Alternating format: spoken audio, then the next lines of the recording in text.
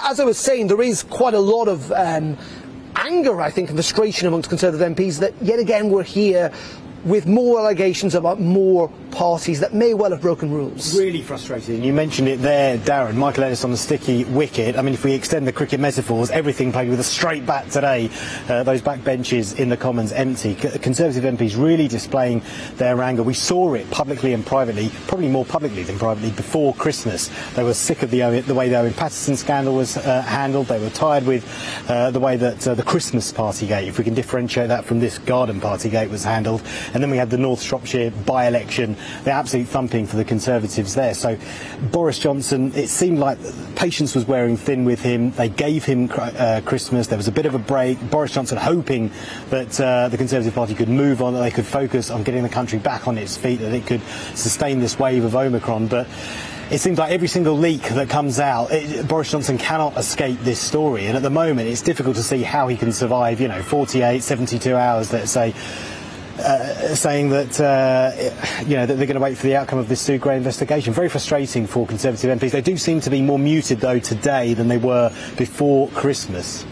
In saying that, we can over-egg these things sometimes, can't we? And if there is any leader we do that with more than any other, is Boris Johnson, in the sense that repeatedly he's had mud chucked at him, and it seems to kind of slide off. Do you get a sense that this time might be different? Potentially. I mean, he could.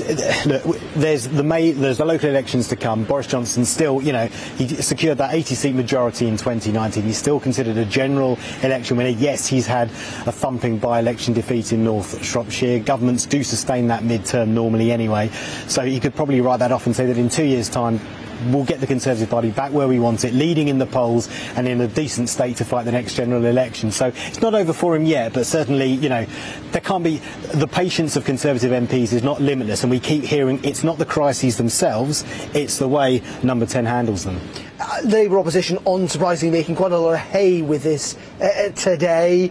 A sense about whether they want the Prime Minister to go or not, but also a sense that this is kind of good news for Keir Starmer in lots of ways. Yeah, it is. Yeah, I mean, still speaking to some Labour MPs, you hear that really they're 3-0 up and they should be 6-0 up, not quite capitalising on those poll leads. Because when we look at the polls, we do find that the Labour Party is ahead. Keir Starmer's personal rating not that much further ahead of Boris Johnson's, if at all. So Labour ahead in the polls, Keir Starmer not so much. It'll be interesting to see how PMQs goes tomorrow. Today, that question from Angela Rayner, kind of the starter, if you will, and the main course tomorrow, PMQ. So it'll be interesting to see how he fares. I don't know if he's finished his self-isolation period or not. I think he will have done by then. Right, so it'll be really interesting to see how he handles tomorrow, because plenty of ammunition to throw at the Prime Minister.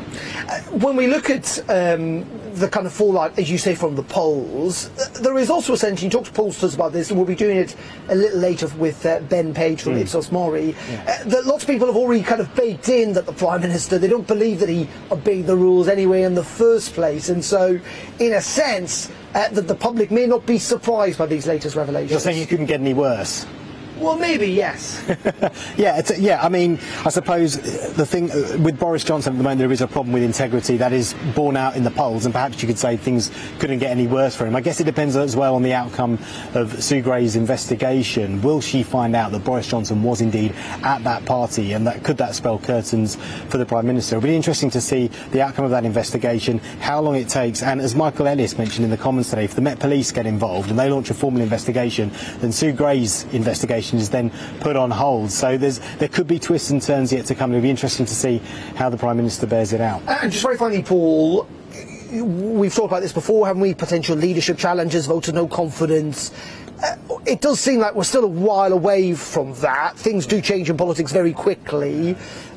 But what is your sense? I mean, there is a kind of certain mood amongst the Conservative Party, a certain strain that they're kind of a bit fed up, really. Fed up?